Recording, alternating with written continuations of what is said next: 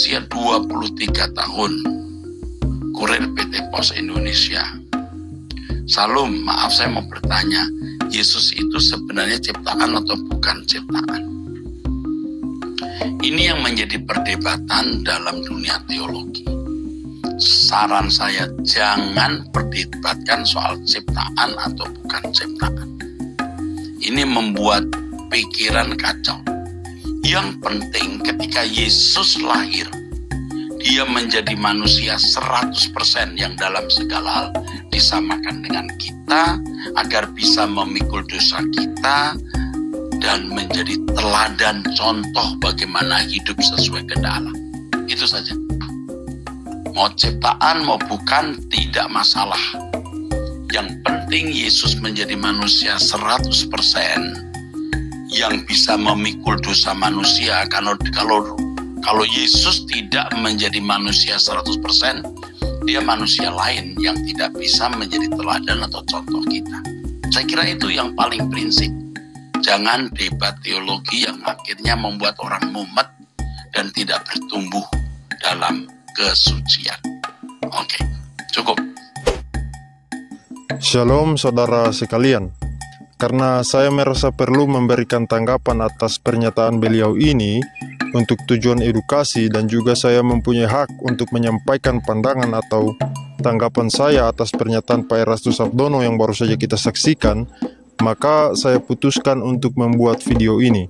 Poin pertama yang saya mau tanggapi dari pernyataan Pak Erastus Sabdono ini adalah jangan perdebatkan Yesus ciptaan atau bukan. Nah, ini saya rasa pernyataan yang salah ini. Karena kenapa? Kalau kita tidak mau pusing mengenai pribadi Yesus ini, maka akan berseliweran Yesus-Yesus yang lain. Ketika muncul Yesus berbagai versi, orang-orang akan bingung Yesus yang sejati itu yang bagaimana. Maka pasti ada debat. Debat untuk mempertahankan pengetahuan tentang Yesus yang sejati itu seperti apa. Lagi pula Rasul Paulus sudah ingatkan kepada kita di dalam Galatia 1 ayat 8-9 terjemahan baru, tetapi sekalipun kami atau seorang malaikat dari surga yang memberitakan kepada kamu suatu Injil yang berbeda dengan Injil yang telah kami beritakan kepadamu, terkutuklah dia, anatema. Nah, seperti yang telah kami katakan dahulu, sekarang kukatakan sekali lagi, jikalau ada orang yang memberitakan kepadamu suatu Injil yang berbeda dengan apa yang telah kamu terima, terkutuklah dia. Nah, Injil itu berbicara tentang karya Allah melalui Yesus Kristus. Dan ketika muncul Yesus Kristus versi lain, itu berarti muncul Injil-Injil versi lain. Dan untuk hal itu Paulus sudah katakan, terkutuklah dia. Kemudian tadi Pak Erastus Sabdono katakan Yesus itu mau ciptaan mau bukan, tidak masalah. Nah, justru disitulah masalahnya ketika Anda acuh tak acuh, Yesus itu ciptaan atau bukan. Bagaimana Anda katakan Anda percaya kepada Yesus, tetapi Anda tidak mau tahu atau acuh tak acuh tentang Yesus itu ciptaan atau bukan? Itu namanya asal percaya saja, tapi tidak mau tahu tentang siapa yang dipercayai. Kemudian kata Pak Erastus Sabdono ini, jangan debat teologi yang akhirnya membuat orang mumet dan tidak bertumbuh dalam kesucian. Nah, ini saya kira prinsip dari mana yang beliau ambil ini ya. Debat teologi bisa membuat orang mumet dan tidak bertumbuh dalam kesucian katanya.